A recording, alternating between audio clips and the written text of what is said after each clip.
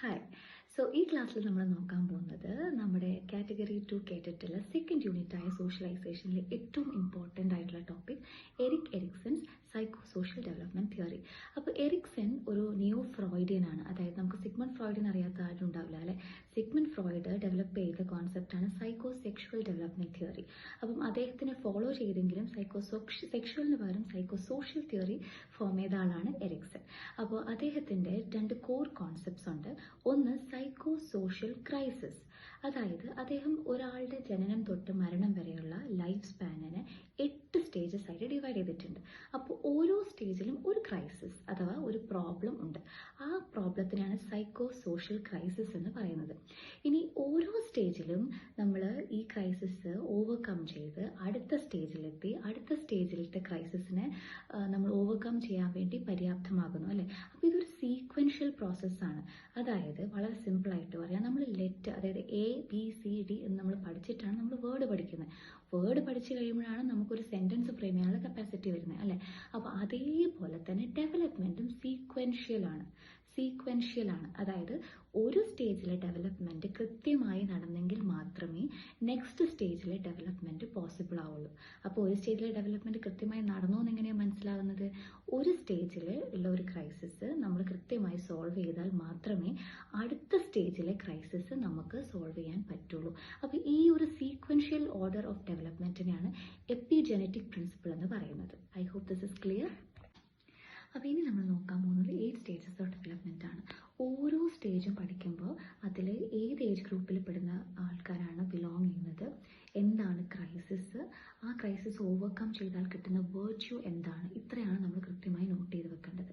നമുക്കിപ്പോൾ ആദ്യത്തെ സ്റ്റേജിലോട്ട് കിടക്കാം. ആദ്യത്തെ സ്റ്റേജ് എന്ന് പറഞ്ഞാൽ 0 to 1 year old. ഓക്കെ, അതിന് നമ്മൾ ഈ ഒരു സ്റ്റേജ് നമ്മൾ പറയുന്നത് എന്താണ്? ഇൻഫൻസി പീരീഡ് അല്ലേ.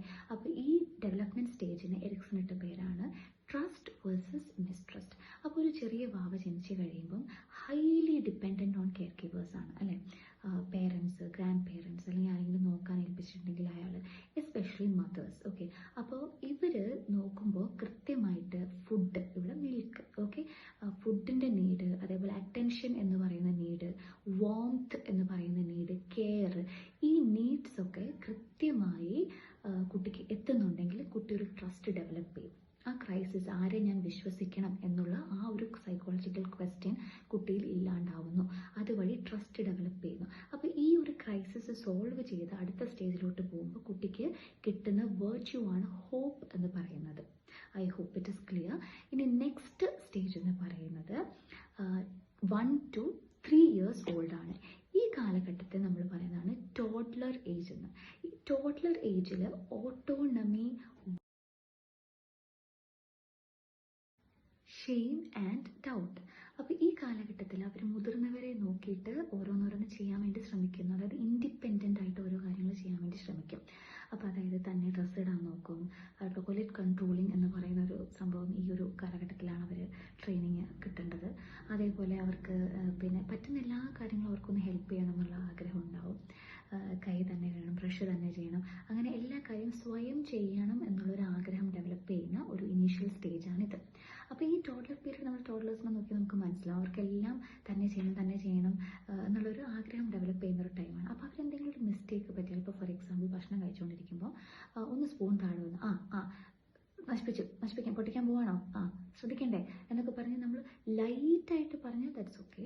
പക്ഷെ അത് നമ്മൾ ഭയങ്കര അഗ്രസീവായിട്ട് പറയുകയാണ്, അവരുടെ മിസ്റ്റേക്കാണ്, നീ ഒരു മിസ്റ്റേക്ക് ചെയ്തു എന്നുള്ളൊരു ഫീലിംഗാണ് അവരിലേക്ക് എത്തിക്കുന്നത് എങ്കിൽ, അഥവാ പണിഷ്മെൻറ്റ്, അടി, വഴക്ക്, അതൊക്കെ ഭയങ്കര എക്സ്ട്രീമായിട്ട് പോവുകയാണെങ്കിൽ പിള്ളേർക്ക് നാച്ചുറലി സെൽഫ് കോൺഫിഡൻസ് ഇല്ലാണ്ടാവും. അതേസമയം ഈ ക്രൈസിസ് സോൾവ് ചെയ്ത് പോകുന്ന ഒരാളെ സംബന്ധിച്ചിട്ട് അവർക്ക് കിട്ടുന്ന വേർച്യൂ ആണ് വിൽ പവർ. അതായത് തന്നെത്താനെ എല്ലാ കാര്യങ്ങളും ചെയ്യാൻ വേണ്ടി സപ്പോർട്ട് ചെയ്യുമ്പോൾ അവർക്ക് കുറച്ചും കൂടെ കാര്യങ്ങൾ ഇൻഡിപെൻഡൻ്റ് ആയിട്ട് ചെയ്യാൻ പറ്റുകയും കുറച്ചും കൂടെ വിൽ പവർ നേടുകയും ചെയ്യുന്നു. ഇനി നെക്സ്റ്റ് സ്റ്റേജ് എന്ന് പറയുന്നത് 3 to 6 ആണ്. ഇനീഷ്യേറ്റീവ് വേഴ്സസ് ഗിൽറ്റ് എന്നാണ് ഈ കാലഘട്ടത്തിൽ ഈ ഡെവലപ്മെൻറ്റിനെ പറയുന്നത്. ഈ കാലഘട്ടത്തിലെ പിള്ളേരെ നമ്മൾ റെഫർ ചെയ്യുന്നതാണ് ഏർലി ചൈൽഡ്ഹുഡ് എന്ന് പറയുന്നത്. അപ്പോൾ ഈ കാലഘട്ടത്തിൽ കുട്ടികൾ കുറേ ക്വസ്റ്റ്യൻസ് ചോദിക്കും, അതെന്താ അങ്ങനെ, ഇതെന്താ ഇങ്ങനെ, അവർക്ക് ഒരുപാട് ഡൗട്ട്സ് ഉണ്ടാവും.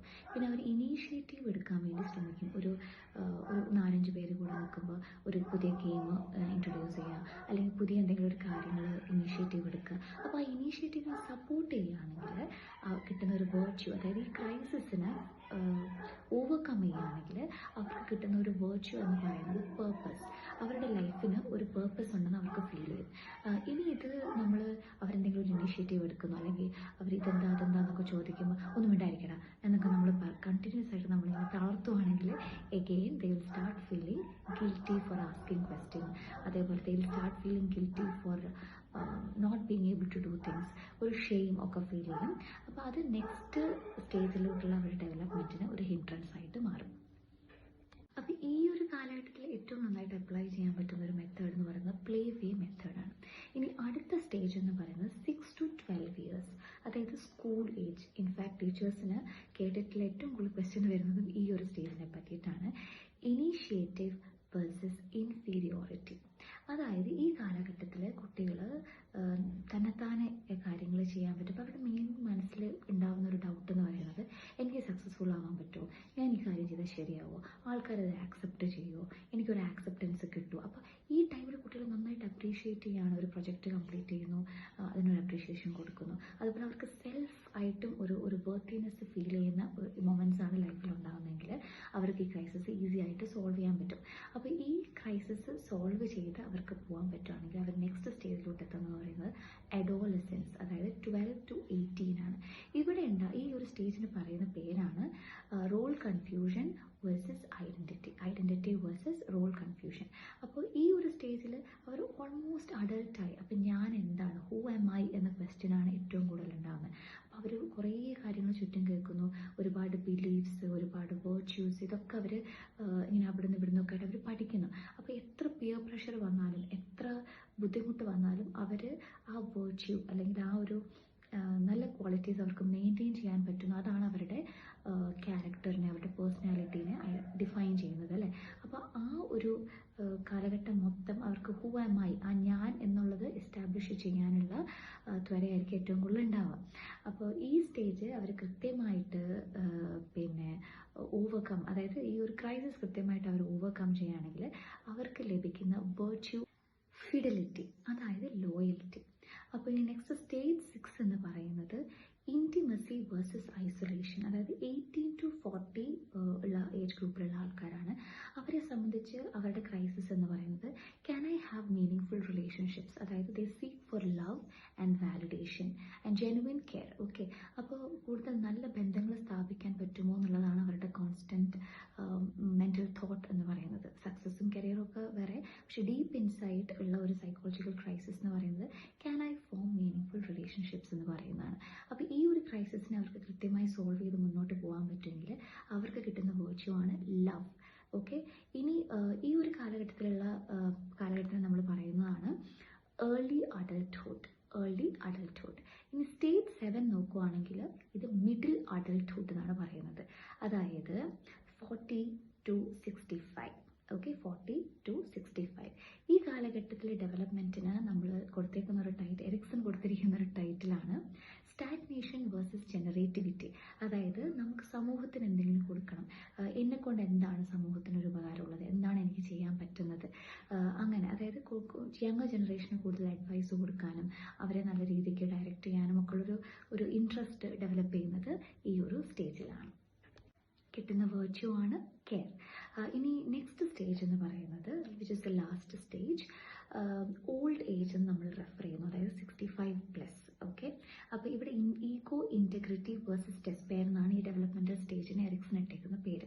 അപ്പോൾ ഈ കാലഘട്ടത്തിൽ എന്താ പറയുക, ഫ്ലാഷ് ബാക്ക് പോലെ ഞാൻ ജീവിച്ചത് എങ്ങനെയാണ്, എൻ്റെ പ്രിൻസിപ്പിൾസിൽ ഞാൻ കൃത്യമായിട്ട് ഫോളോ ചെയ്തിരുന്നോ, എൻ്റെ പ്രിൻസിപ്പിൾസ് കറക്റ്റ് ആയിരുന്നോ, എൻ്റെ ലൈഫ് എത്രത്തോളം ഫ്രൂട്ട്ഫുൾ ആണ്, വാസ് മൈ ലൈഫ് ഫ്രൂട്ട്ഫുൾ എന്ന ക്വസ്റ്റ്യൻ അല്ലെങ്കിൽ എന്ന ക്രൈസിസ് ആണ് ഏറ്റവും കൂടുതൽ ഇവർ ഫേസ് ചെയ്യേണ്ടി വരുന്നത്.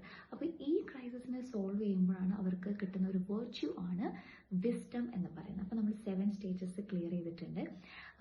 ഈ ഒരു ഡെവലപ്മെൻറ്റ് തിയറിൻ്റെ ഒരു അഡ്വാൻറ്റേജ് എന്ന് പറയുന്നത് ഇത് എല്ലാ സ്റ്റേജസിലുള്ളതും കൃത്യമായിട്ട് പറയുന്നത് വളരെ പ്രാക്ടിക്കലായിട്ടുള്ള എന്താ പറയുക, ഒരു ഔട്ട്ലുക്കാണ്. ഓക്കെ, ഇതിൻ്റെ ഡിസഡ്വാൻറ്റേജ് എന്ന് പറയുന്നത് ഇതിന് ഒരുപാട് എക്സ്പെരിമെൻറ്റേഷൻ നടത്തിയിട്ടുള്ള ഒരു തിയറി അല്ല, അതാണ് അതിൻ്റെ ഡിസഡ്വാൻറ്റേജ് എന്ന് പറയുന്നത്. സോ ഐ ഹോപ്പ് എറിക്സൻ്റെ തിയറി ക്ലിയർ ആയെന്ന് വിചാരിക്കുന്നു. If you like it, please like.